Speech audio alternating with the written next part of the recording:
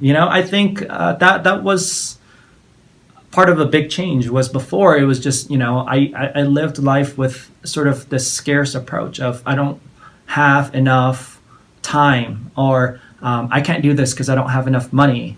And, when you really are able to change that mindset and say, okay, this world is abundant and there's a lot of things. Like if you want to pick up new hobbies, you could definitely do it. If you want to make more money, you could find your side hustle. Like if you want to do anything, if you have this, if you take this approach of saying, sure, why not? Let's just do it. I think that's where life gets a lot more fulfilling. Welcome to Drive. It's our goal in this show to help you drive growth, drive value, and leave your business on your terms. Kevin Nguyen is the owner and founder of Electronic Services Concierge. He's a real-life Tony Stark helping homeowners have their own Jarvis. He has an amazing story of his journey where he is today. Starting in Vietnam nearly 30 years ago, born in Saigon, his parents fleeing the communists with him, two of his older brothers through the mountains. He's 18 months old, strapped to his mom's back. She's 40, his dad's 50. They're feeding him cough syrup so he won't cry out and alert the communist forces of their escape. After 4 years in the Philippines, they make it to Denver. He struggles through middle school and high school, getting into fights, getting transferred to 3 different middle schools, 3 different high schools, his parents sending him out of state to live with his sibling twice for a year each time before graduating. After barely scraping by the grades to get a business degree from CU Denver, he finds himself working for 60 hours a week for someone else doing home automation, looks in the mirror and decides that he's had it with fighting reality, feeling sorry for himself and blaming others, and makes the incredible decision to start his own company. For the last 6 years, he's built his company from doing 4 installs in a year and him having to work side hustles to where he now has completed over 24 full installs just this last year, has 2 techs, several contractors, and continually seeks ways to give back to the world around him, including caring for his parents. Please welcome Kevin Nguyen to Drive.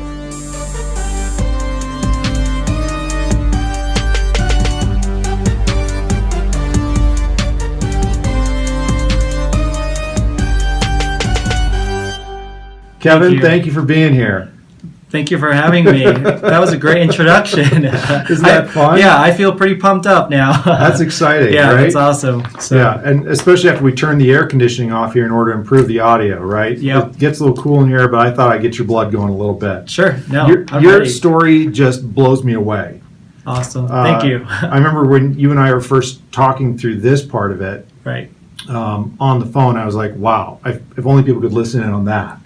Like there's so much there. People don't hear that chapter of the American saga, the story of the Vietnamese mass migration to America and the various ways that everybody had to get here. And yours is such an incredible story. I mean, the picture of you, being strapped to your mom's back and escaping through the jungles and the mountains there is just incredible to me. Yeah. And earlier when you and I were talking about this was something that you had not even fully processed yet, right? It's now just starting to get to you, like what really had happened there. Yeah, and it, I think for the longest time, I think, my parents always made a joke with me where just every time I'm not doing well, my parents would always say, like, we brought you, to America for this opportunity. Like, don't you get it? Can't you appreciate it? And honestly, for the longest time, I never really understood it. I just thought it was just, a preach for me to try to work harder or understand, but it wasn't until I was finally on my own and I was going through the whole reins of trying to make ends meet, trying to survive, did it finally really, really hit me. Yeah. And then not only that, even everything that I've gone through so far doesn't even amount to even 10% of what they had to go through. Like I ran my first half marathon was it 2 years ago? Yep. And just the whole process and how much it hurt made me realize, I was like, my mom was doing this in her 40s and she was carrying her baby and she had to climb ridges. She had to get through the jungle. Right. I was like, you should be more grateful. She didn't have nice sneakers when she was doing this. Yeah, I know. She didn't have the nice Tempur-Pedic, She didn't have water stations every few yards. Yeah, exactly. She didn't have people cheering for her. She had basically, she was afraid of getting caught. So it's just, the process and the thinking Now, I think it hits me a lot harder because, yeah, I mean, I think immigrants really do have it hard coming to America. And your story kind of went the way that it starts. If we go back to, you know, your middle school, your high school, and even college, where you're still, you've stopped the physical fighting, but there's still this kind of psychological fighting and pushing back on what your parents have been trying to give you all these years. Yeah. You're still pushing back on that. Like, even then, I still hear that resistance, that not wanting to let that in, not wanting to let that define you, right? Right. And then at some point you let go of that and say, that's not actually what defines me. There's something else that I want to now do. Right. So that's kind of what I want to kind of get into a little bit today. So your company that you started 6 years ago, you decided to get into home automation, and you'd worked for somebody that was doing home automation. Did you just say, wow, home automation seems cool, or was it just something that you just said, I guess this is what I just do now? So a little backstory to that. When I was little, I think I was around 9 years old, I was watching a movie on the Disney Channel. It's called Smart House. Okay. And this was back in the 90s. And it's just, I remember just at the time just watching the movie, and it was about a kid who didn't have a mother, and he won this prized home, and this house was supposed to be like the smartest house. Like, it had, you know, arms that would grab the newspaper. It would tell you when your milk it has expired. It would teach the kids homework. And the whole story about it is just, you know, the house gets really smart because it realizes that the kid doesn't have a mother, and builds this hologram. And I just remember it like just really hitting me. And the whole entire time I was like, this would be cool one day. And, you know, you fast forward now, and like, you know, I'm working for this home automation company, and the whole entire time I didn't get the two to finally click. And when it did, that's when I realized, I was like, I think this has been always my dream. Yeah, this is what I've been wanting to do. So it was just more of, you know, when I had worked at the firm, it was a lot more business than a Disney fairy tale, right? Yeah. It was just more of like, okay, you know, I know what we're doing wrong, I know what we're doing right, you know, and I'm learning how to build relationships. And it finally clicked me at the end. I was like, you know what? I think I want to do this for the rest of my life. I think it'd be awesome. Yeah. So I remember those cartoons back in from the really, really old Disney cartoons where like Goofy would have like his breakfast being made for him, or Mickey would have that. And there's always that kind of like Rube Goldberg thing going on in the cartoons from back in the day. And I was like, oh man, that's really cool. Yeah. And you get to do that in real life right now. Yeah, no, absolutely. And, you know, the big thing is, you know, smart homes is sort of like a really big buzz right now, right? Like, you could go to Best Buy, you could buy a Nest thermostat, you could buy a Ring doorbell.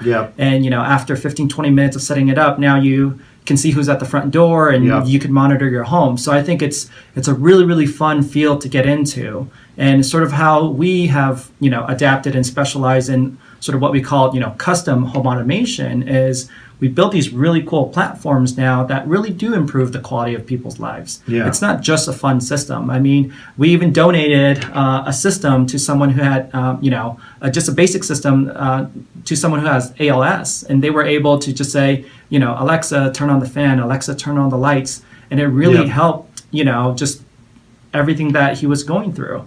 So, and then for us, you know, the fun part is when you do the big, cool custom homes where, you know, you get to go home and you press a button that says, you know, home, and, you know, we can have the lights come on, we can have the music start playing. If it's cold outside, we can have the fireplace come on. It's cool because it's so scene-based. So that's where I think, you know, for me, that's my passion, right? Is sort of getting out of that typical, you know, having to have 9 apps to get one thing done. It's being able to say, okay, I'm cooking. You press a mode that says cooking, and suddenly my favorite music comes on. You know, all the lights come on to my favorite setting, and it's just a single press. So what's the coolest install you've ever done? Like, you look at that and you're like, oh man, that was really awesome. Yeah. So it's so I think the coolest install has a lot to do with when you really bring everything together. Like, you have like a home and away mode. So like one of my favorite homes was in Silverthorne, where, you know, every time the homeowner left, she would click away, and it would make sure the doors are locked. It would close the garage. She has 6 thermostats, and they would all drop down to 65, which is sort of the away mode. It can turn off the lights, and it would turn off all the AV zones off of a single press. And, you know, I hate to sort of brag a little bit, but I think my home's pretty awesome. Because I use it every day. So like being able to say, you know, Alexa, good night, and it ties to the cool system that we have, and then it just turns off everything. I think that's the fun part in technology. And so people can actually go out and get some do-it-yourself technology on their own, and yet you get brought in to do a different level of work than what can normally be done through consumer-based stuff. Absolutely. So what's the kind of the big split there? What if you have like what people can do on their own, the do-it-yourself level, and then the stuff that you're doing? Kind of define for me like what people would expect through hiring you. One of the biggest challenges right now is when you do it yourself, sort of what we call big box retail products. It's cool that you're able to set it all up within 15 minutes per device, but it goes back to you wind up with 11 different apps. Yeah. And there are certain systems that are getting smarter, such as Alexa being a more of a voice-based system. It can turn on lights and music and things like that. We take it up a notch where if you're building a home, say it's 7,500 square feet and it's a giant glass house and you have 87. Hold on, there's my Alexa unit. I accidentally turned her on. Yeah. So here, Jazz, can you go ahead and unplug my Alexa unit over there? See, I have one in the office here. Yeah. So we'll just keep the tape running here. I love that. That's awesome. No, the Alexa thing it's getting really fun because we've had to start calling ours Alex, so she doesn't listen in on our conversations. Oh, really? Yeah. So it's funny when the commercials of Amazon, it activates all the Alexas in the house. Yeah. People will be watching just commercial on TV, and all their own devices will fire up. Yeah, exactly. So going back to that. So your installs, you're talking about one consolidated app that runs everything versus using 15 different apps and trying to get all 15 to talk to each other. You're consolidating that into one platform so people can do that all at once. Right. So, going back to that 7,500 square feet house, when you have, say, 87 windows and you have, 6 thermostats and you have 12 different zones of AV and you have a nice dedicated home theater, there's not really a big box or let's just say, a do-it-yourself app that you can buy that really can control it. Right. And quite honestly, even if you can, most of the time, you don't want to really spend all your time, trying to set it up. So that's where we come in.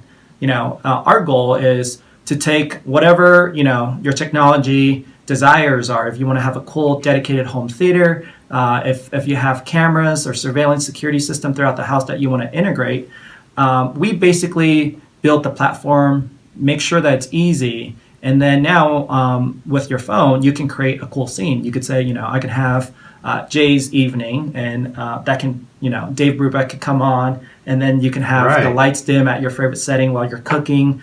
And then your wife might have a different mode. But, the idea is that you want to keep it simple because at the end of the day, if it's not easy, you're not going to use it. And, for us, I would like to think that, in the future, we may have homes that are similar to, Jarvis from Iron Man, where you have a system where you can just communicate with. Is that kind of an inspiration for you? Like watching Iron Man, watching Tony Stark interact with his Jarvis unit? Well, and it's not just like Iron Man. Like there's a lot of other, movies where every time you watch it, you're like, we're like even Minority Report, you're one step closer to, getting to that point where you will one day have technology really, take care of, your needs, I guess. And that for you is kind of like I have the coolest job. I get to do that. Yeah, no, absolutely. And then not only that, where it gets really fun is when, we have clients who have, custom requests. They're like, hey, can you build us, a indoor golf simulator and automate all that? Can we set it up? Can you build, instead of having, a 75-inch TV, can you build a 200-inch, setup with a projector screen? And, can we make a, fun game room for the kids? And you're talking about one where it dropped out of the ceiling and, the fireplace came on and all kinds of cool stuff. We do things where you can have your drapes closed every time you click, watch a movie and the lights dim, sort of like going to the movie theater. And we built home theater systems that, in my opinion, I think sound really, really good compared to, going to a movie theater that's just loud. Yeah. So, if you're able to really enjoy, time with your family and you have a nice place, you can hang out, watch Netflix, why wouldn't you? Sure. So, you built your team up over time. You didn't start off that way. At one point, it was just you, and you were just taking any work you can get. Talk me through those early stages versus bringing on your first team member. bringing on your second team member to where you are now. Like, walk me through a little bit about that journey, what that's been like for you. I think that journey has been really interesting because I think still up to this date, there's a lot of things that, I'm doing that quite honestly, I don't know 100% about, right? So 2 months ago when I finally hired my technicians, before that, I didn't really know how to do payroll. I didn't know how to do all that stuff, and when I first started my business, I think, the one I was sharing with you earlier, I literally Googled how to start a business. Yeah, that was such a fun story. Yeah, it's not, a lot of people think that you would have all the answers before you start your business, and I don't think it's like that for everybody. Right. So a lot of it's just a little bit of trial by fire. I knew what kind of product and service I wanted to deliver, but I didn't know anything else. And you even told me that at one point you were in the very early years, like 6 years ago, you were like YouTubing like how to do certain things. You're like, help me out here. Yeah, no, absolutely. What the heck am I doing? Yeah, I didn't have the funds to hire a marketing company or a website company. I literally was on YouTube Googling how to build a website, Yeah. And then even then, how to do, how to switch out, a wireless dimmer. Yeah. And I think that's where the fun really happens, right? Is that you really don't know, but if you can have that mindset to say, I don't know, but I'll find out. And rather than sort of fear, of what's coming, just say, okay, I'm really excited because this is, I want to learn so much from this. Yeah. It really, really changes sort of the overall results. And, I think for me in the beginning, it was just sort of like, I don't know how to start a business. Right. But I Googled it. I paid some random company in Kansas City to set up an LLC as a consultancy. Right. And then when it came to taxes, I didn't know how to do the taxes. So I had to reach out to some of my clients who, brought on a phenomenal bookkeeper. And he helped me set up, all my quarterly taxes. So, the best part too is when you really don't know what you're doing, you can ask. You can ask for help, whether that's YouTube or if that's, your friend's mom. Just don't be afraid to ask. And there was this kind of turning point for you too, where you're working for someone else and you had tried to show off a lifestyle. I remember you were telling me about driving an Audi, and you're trying to portray a certain level of personal success as a young 20-year-old out there. And meanwhile, inside, you knew that things just weren't adding up. You were working your brains out each and every day, and yet your personal story, there was just a certain level of struggle there. And you had to look in the mirror at some point and say, no, I need to stop feeling like this was a big turning point for you. This is the final, I'm going to now do this. Walk us through a little bit of that very, very first big transition there. So I think, before I started my business, I think I did, what, many 20-year-olds wanted to do was, we wanted to have a nice car. We wanted to be able to have fun all the time. We wanted to be able to do everything, and we wanted our friends to know that we were doing well. Mm-hmm. And I think this was around that, same time as, 2008 when, the economy wasn't doing so hot. So for me, I even took, a pay cut just as, the company I was working for, they restructured and I lost, my pay by half. And I was still trying to uphold sort of this lifestyle of saying, hey, I can do it. It's easy, when really it wasn't. And I think, what really changed was realizing not only was I in the gutter and I owed a ton of money, but everything I was doing, it wasn't adding any fulfillment to my life. Mm-hmm. And I think what really changed was finally when I was really able to be honest to myself and say, hey, I was like, you're not doing so great. And instead of blaming other people, maybe it's because it's you. Quit blaming the economy, quit blaming, the people you think took your money, quit blaming all that. How about, you just look at life with a different, set of lens, and just go in and just, find things and try things that actually really adds fulfillment to your life. And I think that was huge for me. And you've continued that process of really challenging your own thinking since then. Yeah. And you've shared with me some of the books you've read. Bring some of our viewers and listeners up to speed on some of that self-discipline that you have applied there. Like I remember you even saying that before you even ran your half marathon, you'd never even run before. Like even running was a challenge for you. Right. Like you've consistently taken a look at areas where there's been hardship, and you've said, nope, I'm going to push through that. So kind of walk us through a little bit of that. I think there are a lot of times where I will admit, like, I don't know what I was doing. So, for example, I did sign up for a half marathon with a friend once. And, throughout college, I was a huge procrastinator. I definitely wasn't an A student, that's for sure. So, when it came to the race, I had 6 months to train, and I ran maybe 1 mile, probably 2 weeks before it actually started. So finally, when I started running, within the first 2 miles, like I was that would already be how gassed. I would do it. Yeah, I was already like gassed. I I'd had have nothing. some Krispy Kremes before Yeah, doing exactly. it to build up my energy, right? Well, it's funny because like I was expecting, I thought the half marathon, like every 2 miles there would be some snacks because like, I winged it and I did a Tough Mudder with some friends before that too, and I didn't train and I didn't know what I was expecting or getting myself into until I was in there.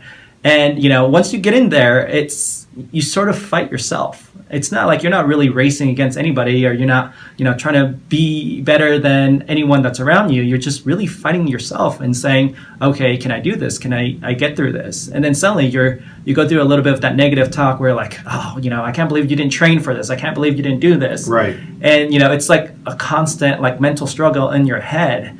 And the best part is just realizing, once you realize what you're capable of, and maybe the pain goes now, or maybe you realize you can do this, that's when, all the progress really happens. And I think for me, self-discipline is huge. I mean, like, even 3 years before this, I've never even read really a book. The book I ever completed was like The Hungry Caterpillar and the Rainbow Fish, which was, in kindergarten. Yeah. So I never really read a book, but, I finally, picked up a book 3 years ago.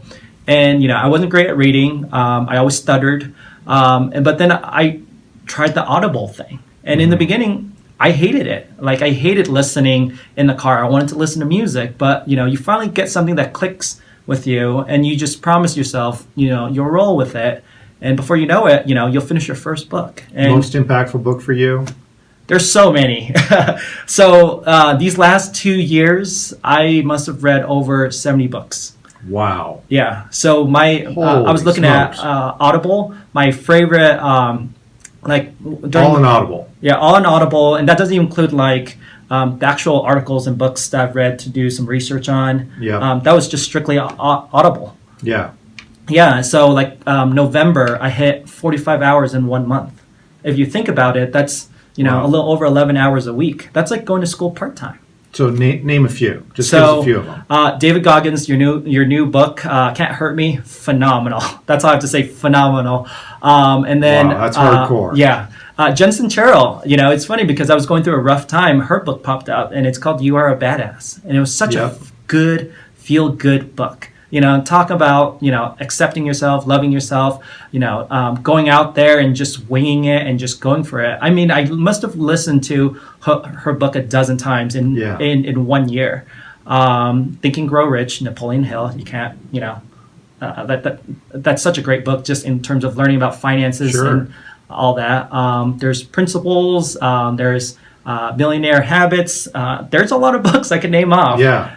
But my favorite out of all the books really comes down to books that really talk about how to just change your lifestyle a little bit. And I think my favorite thing and what has really, really gotten me through everything so far has been it's in your little habits. It's something as simple as waking up really early in the morning and doing your sales and proposals or learning how to meditate. So for you, just those daily little pushing yourself forward in little areas. Yes, absolutely. Pays the best dividends for you. Oh, absolutely. Like you can't go out there and just say, hey, I want to make $1 million with absolutely no plan to it. So you really got to take it down to bite-sized chunks. And maybe you got to take that, figure or that goal and you got to break it out into 12 months. And then from 12 months, you got to break it down all the way down to, what you need to do every week. And I think that's probably what helped me the most. So, for me, how I was able to get 70 books in was I just promised myself that every time I drove, I was going to listen to an audiobook. It was just that simple. And so you drive a lot. Yep. So I drive a lot. And then, I've learned to really love listening to books, when I'm in the gym or when I'm exercising. Yeah. It just keeps me more focused than just listening to, my favorite song 100 times, that month. So I think, just that little shift or that little change in your habit can really alter, your life. Habits now that you are so proud of, like you recently have cultivated, they're part of your new routine. You're looking at them and going, this is really giving me that extra bit of edge. I feel great about this. Name a few of them for us that you've really worked on. Well, audiobooks is huge. Yep. And actually practicing what you read in the book, things like actually writing down, your goals, or writing down, where you see yourself 10 years from now, or building a vision board, actually following through what you're going to say, you're going to do. So I think, audiobooks is a huge one for me. I love waking up at 4:35 in the morning, and quite honestly, I'm like everyone else. I have days where I wake up late. I have days where I lay in bed for 15 minutes. And late for you is like 6 a.m., right? Yeah.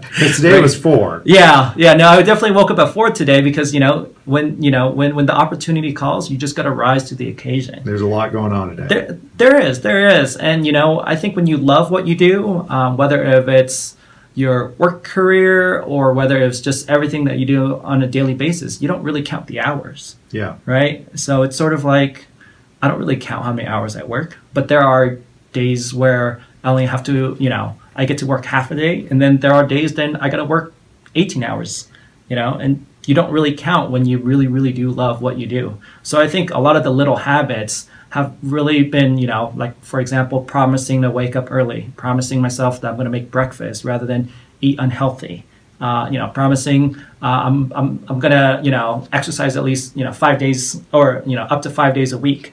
It's those little things. But I think when you take it down to even more bite-sized chunks and say, okay, one of my favorite books, by the way, is The 5-Second Rule by Mel Robbins. Yeah, phenomenal. Yeah, I love that book. So every time I tell myself I'm going to do something and I'm about to talk myself out of it, I'm like, 5, 4, 3, 2, 1, let's do it. Yep. And then I just go in and I just do it. And for everybody listening or watching, we're going to put links to all of these that we're going to try to at least put all the links to all these books in the notes below today.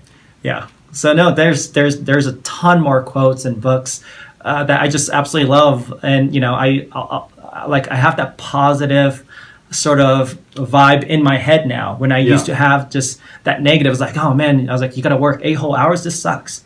Now I just like, dude, you get to work 8 hours. Let's see what we can get from this. And I know that another thing, just to kind of build on something you said earlier, in terms of how you start with something little and you just do that.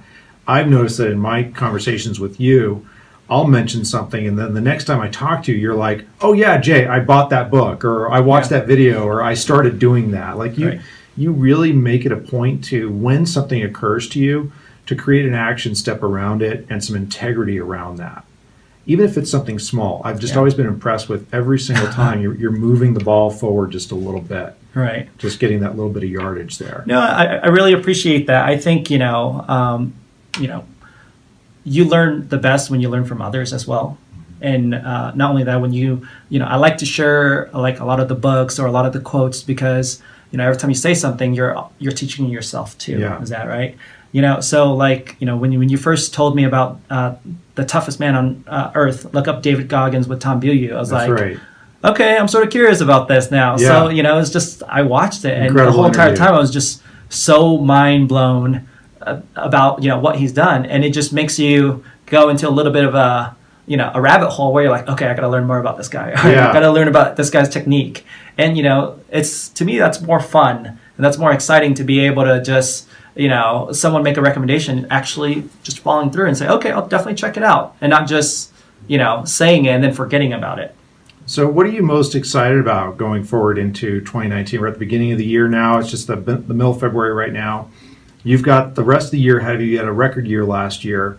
What are you super excited about with 2019?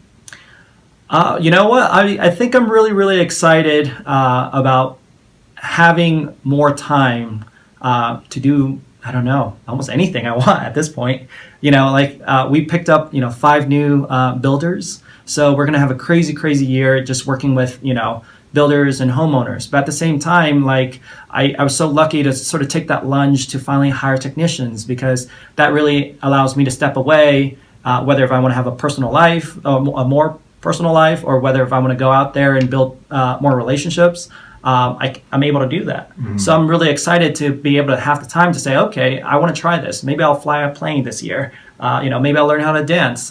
Maybe I'll learn, German, or maybe I'll go out there and, pick up or expand our business even more. So I think, the most exciting part is, in a way, being unpredictable with yourself and being spontaneous and being able to say, why not? Let's just try it. Yeah, you're in this kind of new creative space where you're like Right. giving yourself permission to think bigger than what you've ever thought before. Yeah, absolutely. I think that was part of a big change. Was before it was just, I lived life with sort of this scarce approach of, I don't have enough time, or I can't do this because I don't have enough money. And, when you really are able to change that mindset and say, okay, this world is abundant, and there's a lot of things. Like, if you want to pick up new hobbies, you could definitely do it. If you want to make more money, you could find your side hustle. Like, if you want to do anything, if you have this, if you take this approach of saying, sure, why not? Let's just do it. I think that's where life gets a lot more fulfilling. Yeah. And that reflected back in your business results too, that when you started to do that, you started to see that growth in your business as well. Yeah, no, absolutely.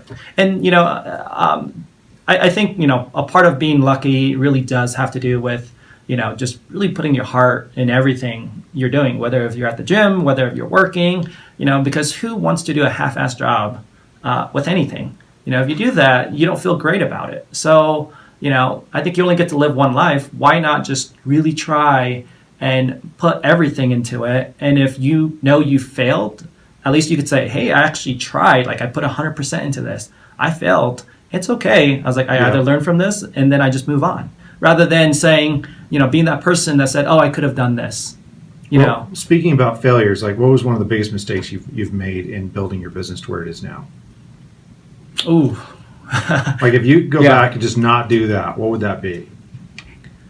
I think one of them was trying. And I'm not going to edit it out. No, that's fine. I think one of the biggest thing was, or one of my biggest failures or learning lessons was, I was trying to do everything by myself. Literally.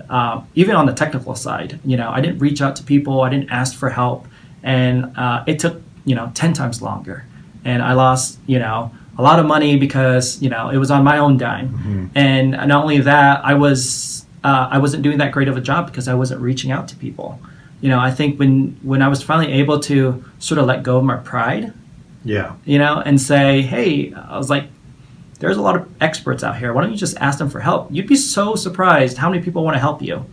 And, in the beginning, I wasn't fortunate to have that, right? Like, I was still grinding this on my own, but, it's a lot of it is just being able to let go of your pride and say, okay, maybe there's a better method to do this. Maybe you need to reach out, whether if it's to someone or if you don't know this person, you can just look it up online.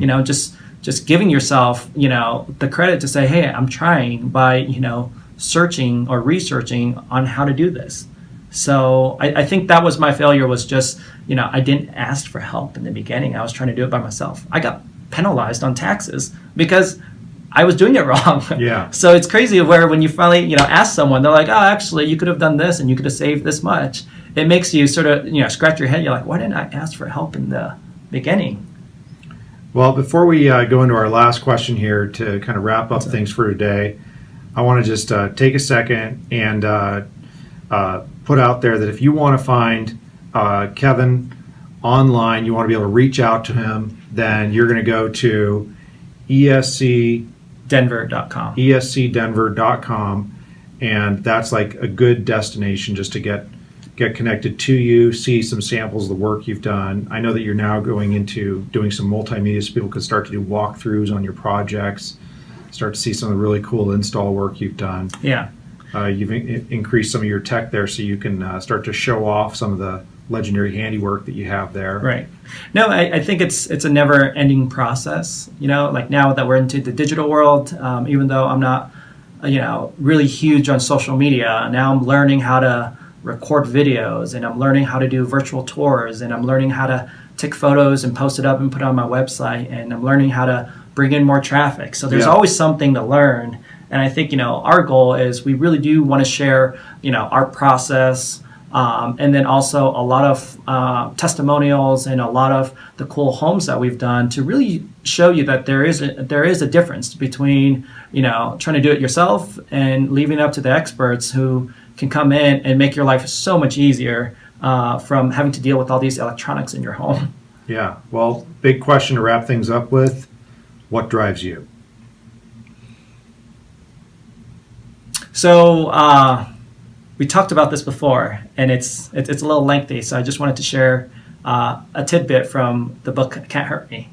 And there was a part in there where David Goggins, he talks about how he's a big visualizer. And there's one thing he visualizes constantly, which is, when he dies and he's left, in front of the gates of heaven, he just sort of imagines himself, being in this long line and just waiting to try to get into heaven. And it was really interesting because he said something along the lines of, when he meets his God, he envisions that, his God or whoever you believe in, having a clipboard with this checklist that says, Kevin Nguyen, I was like, you were supposed to make a huge mark, with home automation. You're supposed to be able to develop, a product that was going to improve, people who are handicapped or the elderly, so that they could improve their lives through technology. Kevin, you were supposed to run, 5 ultra marathons. You were supposed to do all these different things.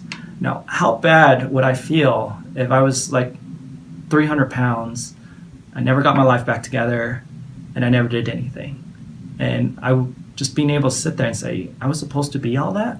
So I think what really drives me is just realizing, what you're capable of. And at the same time, being able to,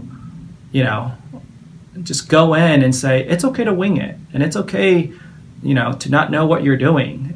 It's okay to be scared. But 5, 4, 3, 2, 1, you got to try it. Yeah. So thank you. Awesome. Well, Kevin, thanks for making time for us today, and I appreciate you being. Thank you for your time. Sharing with everything so generously. Thanks, bud. I had a lot of fun. Thank you. All right. Thank you for watching the show today or listening to us on our podcast. The bottom line is we're fans of you, your entrepreneurial spirit, your passion, and your drive. We want to see you be able to sell your business to whom you want, when you want, and under the terms and conditions that you want. If you'd like our team to discuss your business and your exit strategy with you, please reach out to us by phone, by email, or by visiting our website at lucetadvisors.com. That's LUCETADVISORS.com. Also, if you want more great content, make sure to like and subscribe to the channel, subscribe to the podcast, and click on the links below. If you think you got something out of this episode, let us know, and make sure to tell a friend. We look forward to helping you.